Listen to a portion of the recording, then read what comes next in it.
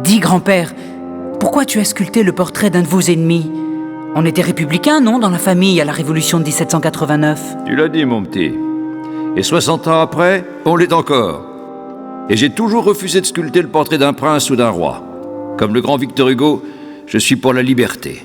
Et j'ai même été exilé pour mes idées. Ah, petit. Si je croyais en Dieu, je ferais des prières pour qu'elle arrive, cette république, tu sais. Je sais, grand-père.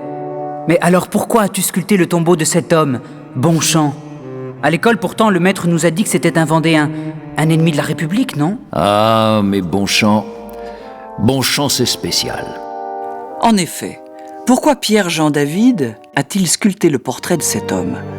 Lui qui sera un des plus grands artistes français du XIXe siècle, auteur des frises du fronton du Panthéon à Paris et connu pour ses opinions républicaines, pourquoi réalise-t-il un monument à la gloire d'un ennemi royaliste?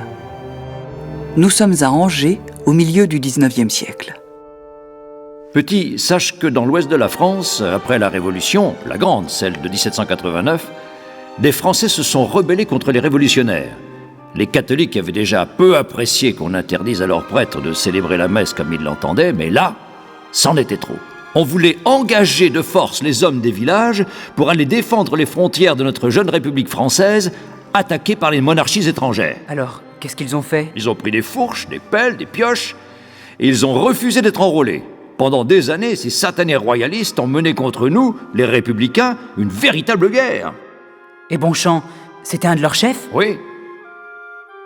En 1793, pour les Blancs, c'est ainsi qu'on appelait les Vendéens, ça commence à devenir difficile. Après avoir été repoussés de Cholet, leurs chefs, La Roche-Jacquelin, Delbé, Lescure et Bonchamp, décident d'une contre-offensive pour reprendre la ville avec 30 000 des leurs. Et c'était qui les chefs républicains? Dans notre camp, nos meilleurs officiers là-bas, c'était notamment Marceau et Kléber. Le 17 octobre 1793, vers 1h de l'après-midi, le combat commence. La lutte est incertaine et les assauts furieux.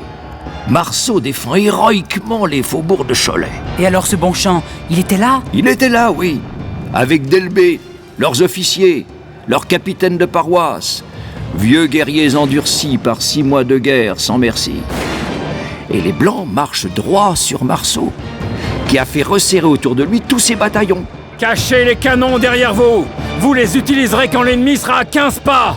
Les royalistes ne sont plus qu'à quelques mètres des nôtres. Alors, Marceau donne l'ordre à ses premières lignes de s'écarter pour laisser parler la poudre. Boum! Delbé et Bonchamp tombent. Ce dernier, touché au ventre, saigne tant et plus. Ses hommes l'emmènent et se replient. Ils parviennent à atteindre Saint-Florent-le-Vieil. Là, dans ce bastion vendéen, 5000 prisonniers républicains sont enfermés à l'intérieur de l'église. Les soldats blancs vaincus crient vengeance et réclament la mort des otages.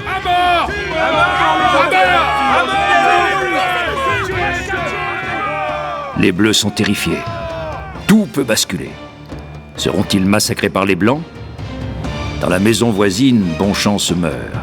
Mais il a entendu les cris et comprend ce qui se trame.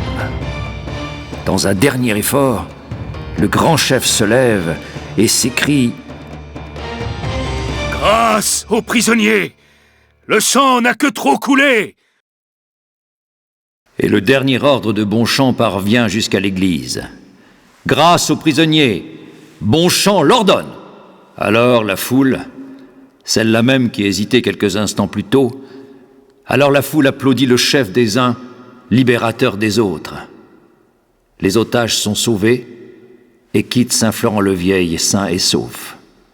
Tandis que Bonchamp rend son dernier soupir, la conscience en paix. Mais je comprends toujours pas pourquoi toi, David d'Angers, tu as sculpté le portrait de ce Bonchamp. Parce que, parmi les otages qu'il avait épargnés, il y avait un homme de 40 ans, père d'un petit garçon de 5 ans, et que cet homme, mon petit, c'était mon père.